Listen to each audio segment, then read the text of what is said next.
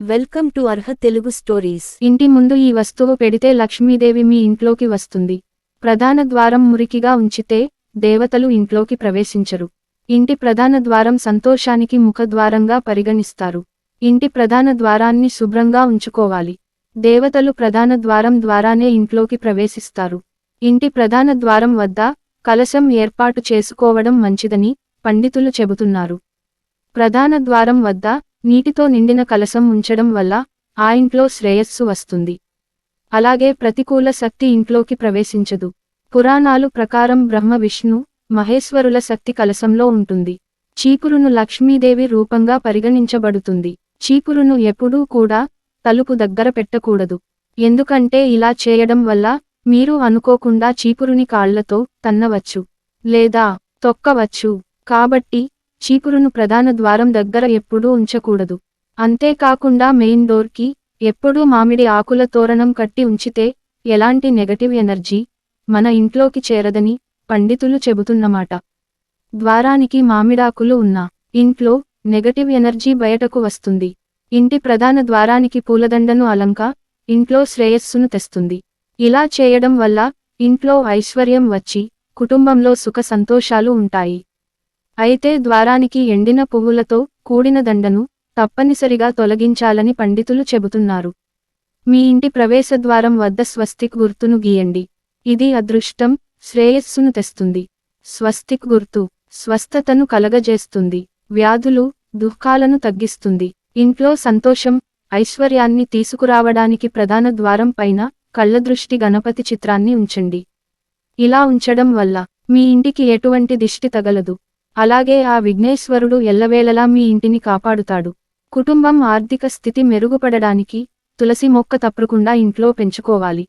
వాస్తు శాస్త్రం ప్రకారం తులసి మొక్క సంపద, శ్రేయస్సుకు చిహ్నం. ఇంటి ముందు ఈశాన్య దిశలో తులసి మొక్కను పెట్టుకుంటే మీకు లక్ష్మీ కటాక్షం లభిస్తుంది.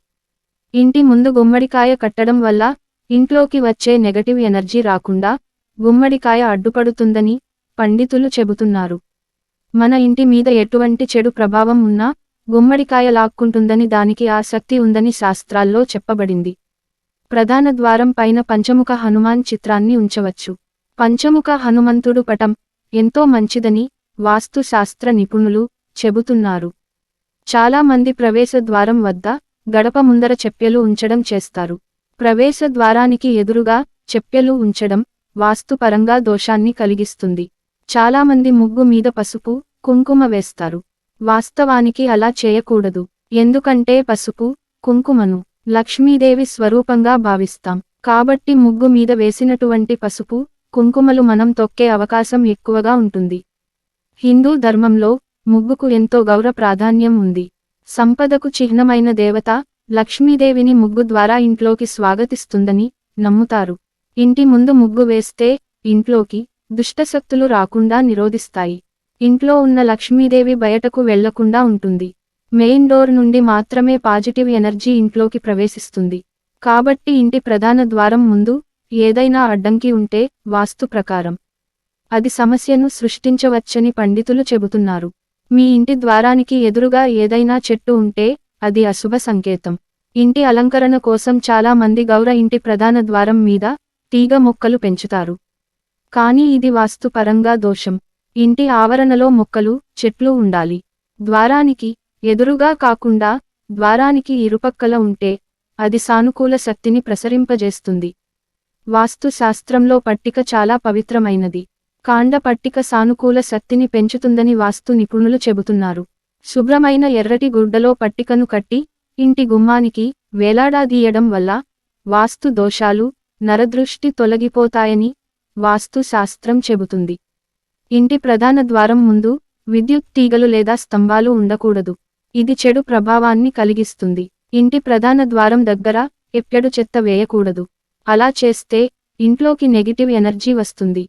అంతేకాదు ఐశ్వర్య దేవత అయిన లక్ష్మీదేవికి కోపం వస్తుంది. దీంతో ఆ ఇంట్లో ఆర్థిక సంక్షోభం ఏర్పడుతుందని పండితులు చెబుతున్నారు.